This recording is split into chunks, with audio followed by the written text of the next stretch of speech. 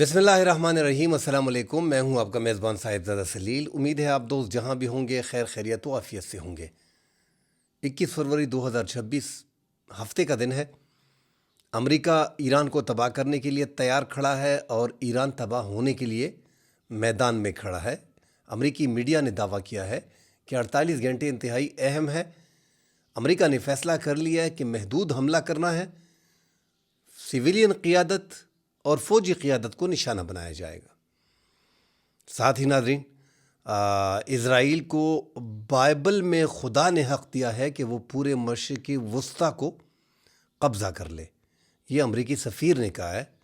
इस हवाले से नाज़रीन बात करेंगे।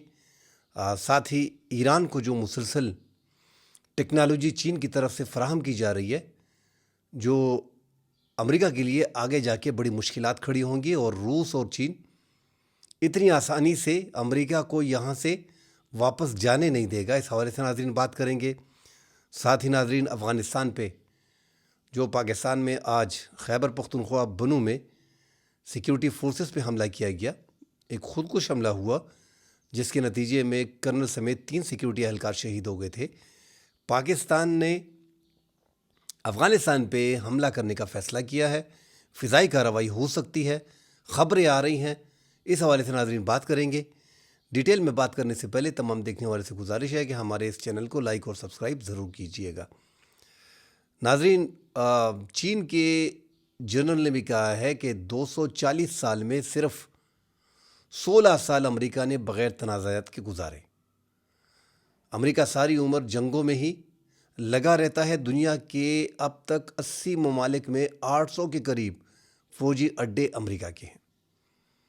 खैर, अमेरिकी मीडिया ने दावा किया है कि अमेरिका जो है वो 48 घंटे के अंदर एक महदूद जंग जो है वो करेगी ईरान पे। और ये महदूद जंग की नाज़रीन जो बात हो रही है, तो सऊदी अरब और मुत्तहिदा अरब अमारात ईरान पे महदूद जंग के हक़ में है, जबकि एक बड़ी जंग से मशरिक़ी वस्ता के ममालिक कतर, सऊदी अरब, मुत्तहिदा अरब अमारात, कुवैत, ओमान जितने भी हैं, ये ममालिक कतरा रहे हैं। क्योंकि ट्रिलियंस ऑफ डॉलर का कुवैत ने ऐलान भी किया है कि $5 ट्रिलियन का नुकसान होगा। आगे जाके मज़ीद नुकसानात जो हैं वो मशरिक़ वस्ता के ममालिक को उठाना पड़ेंगे। ईरान के सुप्रीम कमांडर अयातुल्लाह ख़ामनेई ने रमज़ान में उनकी फ़ोटो जारी हुई है कि उन्होंने जंग की अंगूठी पहन ली है। तो अब ये जंग एक बार फिर, ये तीसरी मरतबा जो एक हमला किया जा रहा है। इससे पहले हमने देखा कि जून में इज़राइल ने ईरान पे हमला किया, उसके बाद मुज़ाहिरीन की शक्ल में 12 दिन चली। दोबारा जो इससे पहले चंद दिन पहले आपने देखा होगा कि मुज़ाहिरीन ईरान में महंगाई के ख़िलाफ़ उठ खड़े हुए। उसमें बचते बचते सुप्रीम लीडर की हुकूमत जो है वो बची है, और उसमें ज़्यादा लोग जो हैं वो हलाकतें ज़्यादा हुई हैं, शहादतें बीच में ज़्यादा हुई हैं। ट्रंप ने तो आज ऐलान कर दिया है कि 32,000 लोग जो हैं इन मुज़ाहिरीन में मारे गए हैं। वज़ीर ख़ारजा इराक़ची ने इसे मुस्तरद कर दिया कि 3117 के करीब जो है वो अब तक हलाकतें जो हैं वो हुई हैं। अमेरिकी सदर ने यह भी कहा कि 837 अफराद को ये फांसी देने जा रहे थे। मैंने कहा कि एक बंदे को भी फांसी दी गई तो फिर हमला कर देंगे।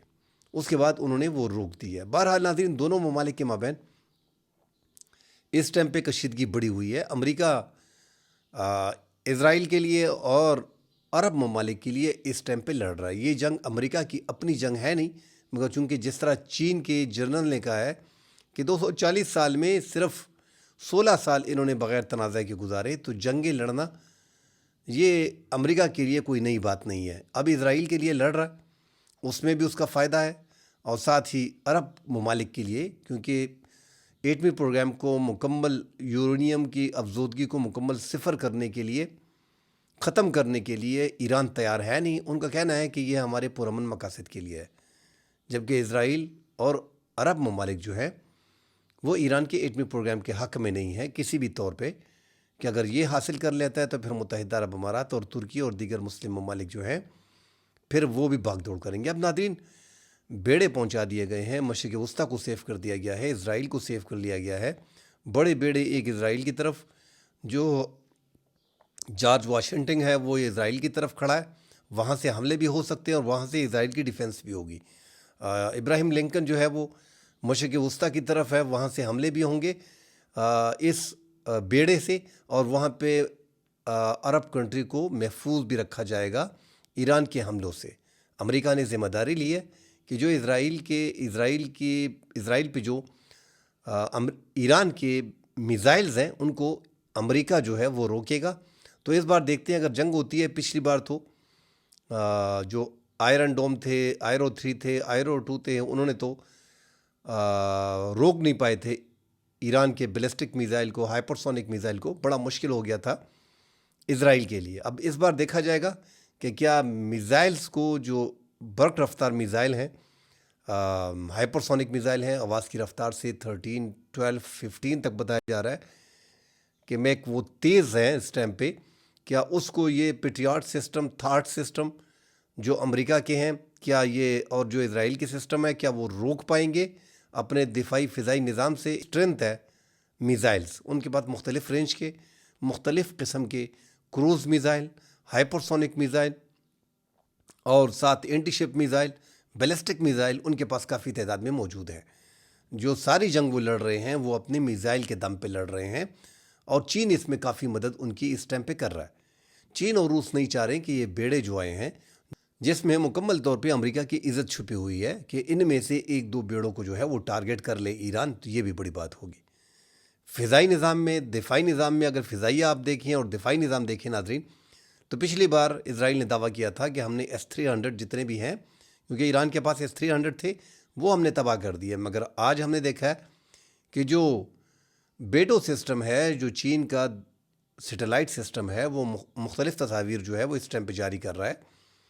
ایران نے مختلف اصفہان میں، تبریز میں، مختلف مقامات پہ اس ٹائم پہ اپنے اضلاع میں اور صوبوں میں S-300 جو ہے وہ تعینات کر دی ہیں اور تیار کر دی ہیں، اور ایران بھر میں میزائل جو ہیں ان کے چونکہ خفیہ شہر ہیں میزائل کے انڈر گراؤنڈ، وہاں پہ انہوں نے مکمل طور پہ نصب کر دیے، لانچنگ پیڈ پہ ہیں۔ تو اب دیکھتے ہیں آگے کہ ایران اگر حملہ ہوتا ہے تو اس کا جواب کس قدر دے پائے گا۔ اسرائیل میں جو اس ٹائم پہ امریکہ کے سفیر موجود ہیں، انہوں نے دنیا کو حیران کر دیا ہے جب ان سے انٹرویو، ایک صحافی ہیں ٹکر کارلسن، انہوں نے ایک صحافی ہے، انہوں نے سوال کیا، اس کے جواب میں انہوں نے کہا کہ اسرائیل کو بائبل میں خدا نے یہ حق دیا ہے کہ وہ پورے مشرق وسطیٰ پہ قبضہ کر لے۔ پھر یہ جو امریکی سفیر ہے مائک حقابی، انہوں نے یہ اعلان کیا ہے، مطلب یہ اعلان ہی ہو گیا جب ایک کبھی انٹرویو میں آپ بیان دیتے ہیں۔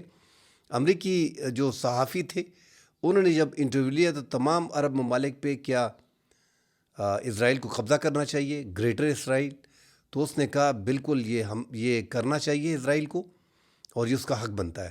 تو حیران کن طور پہ ایک امریکی عہدے پہ فائز سفیر جو ہیں جو اسرائیل میں ہیں، وہ تمام عرب ممالک پہ گریٹر اسرائیل بنانے کا اعلان کر رہے۔ عرب دنیا سوئی ہوئی ہے، سعودی عرب کو تھوڑا بہت وہ جاگ گیا ہے، کیونکہ وہ ابراہیم کارڈ سے بھی دور ہو گیا ہے۔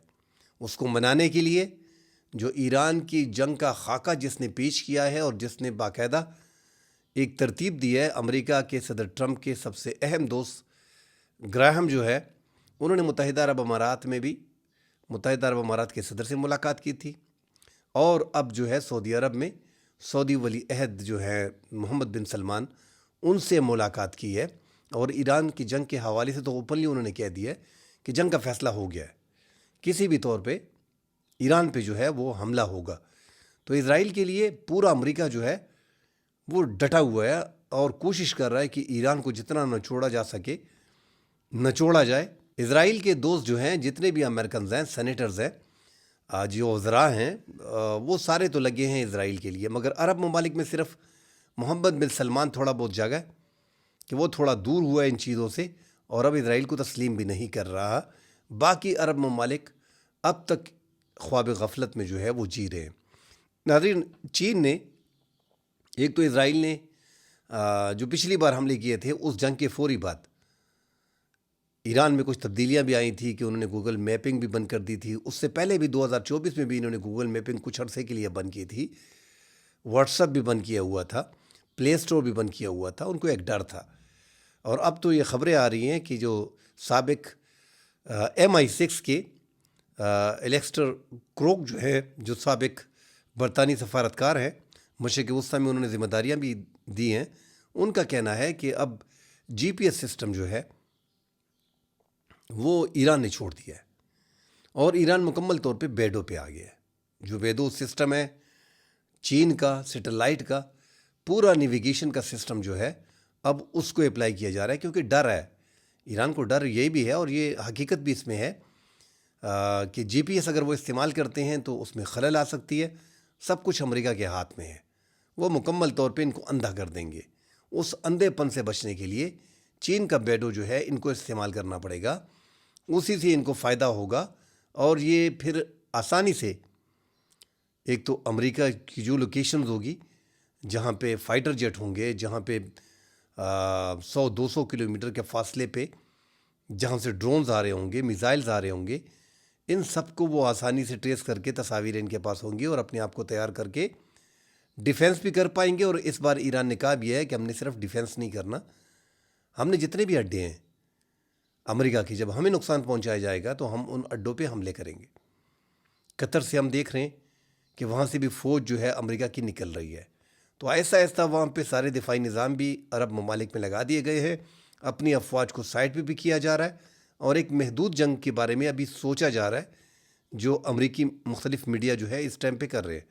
مگر چین کی جو مدد ہے اس کے مطابق، اور جو رشیا کی خفیہ مدد ہے، میزائل پروگرام میں بھی ان کی مدد شامل ہے، اور یہ نیویگیشن سسٹم میں بھی مدد شامل ہے، سیٹلائٹ تصاویر جتنے بھی آ رہی ہیں ایکوریٹ لوکیشن بھی وہ دے گا۔ جس طرح پاکستان اور بھارت کی جنگ میں چین پاکستان کے پیچھے سائے کی طرح کھڑا تھا، اس بار ایران کے پیچھے اس طرح کھڑا ہے۔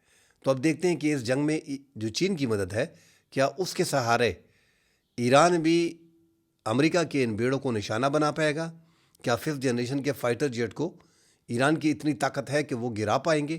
اب تک ایران جو ہے وہ 5th جنریشن کے فائٹر جیٹ کو نہیں گرا پایا۔ پچھلی جنگ میں بھی 150 کے قریب ایران پہ فائٹر جیٹ نے حملہ کیا تھا۔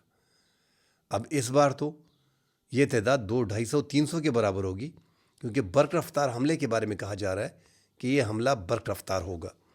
افغانستان نے ناظرین بنو میں جو ہوا، ہم سب نے دیکھا کہ بنو میں آج جو ایک افسوسناک واقعہ ہوا، ایک کرنل کو اور 3 سیکیورٹی اہلکار جو ہے اس میں شہید ہوئے، اس کو نشانہ بنایا گیا۔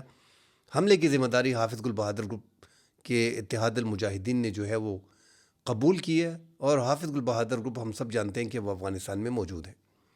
پچھلی بار پاکستان نے جو ٹارگٹ کیے تھے، فضائی حملے کیے تھے، اس میں حافظ گل بہادر کی ہلاکت کے دعوے کیے گئے تھے۔ بہرحال پھر بعد ازاں ان کی آڈیوز اور ان کی تصاویر وغیرہ آ گئی، ان سے پتہ چلا کہ ان کی ہلاکت نہیں ہوئی۔ اس بار پاکستان ایک بار پھر، کیونکہ مسلسل جو حملے ہو رہے ہیں ناظرین، اس کو اب دیکھا جا رہا ہے۔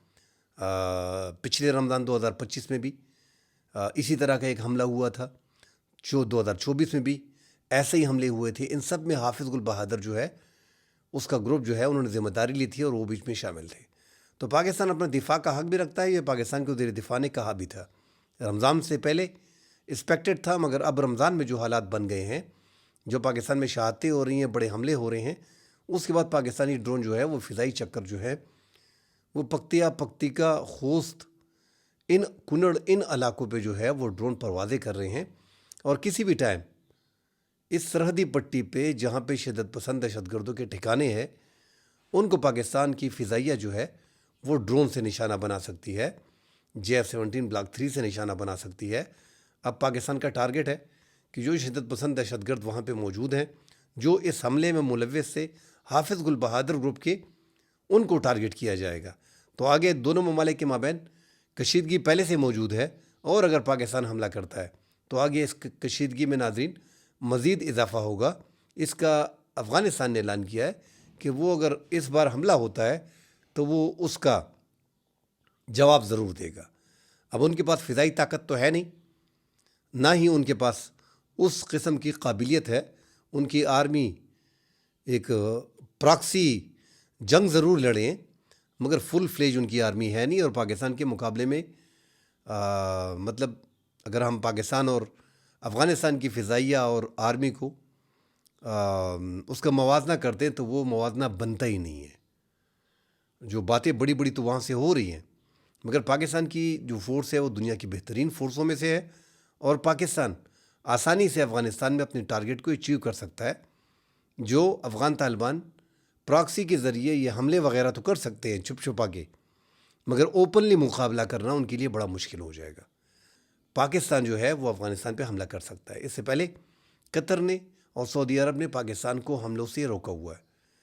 اب دوست ممالک نے تو پاکستان کو روکا ہوا ہے، مگر پاکستان میں جو حملے ہو رہے ہیں اس کے تانے بانے افغانستان سے ملتے ہیں. پاکستان کے پاس ایویڈنس ہے. اس کے بعد پاکستان یہ حق رکھتا ہے، اور آگے میرے خیال میں افغانستان کے ساتھ تعلقات ہمارے مزید کشیدہ ہونے جا رہے ہیں. سال 2026 ہی ٹارگٹ رکھا ہے پاکستان نے افغانستان میں موجودہ طالبان کی رجیم کو چینج کرنے کا. اس پہ ناظرین اگلے ویلاگ میں ڈیٹیل سے بات کریں گے. فی الحال کے لیے اجازت دیجیے. اللہ حافظ.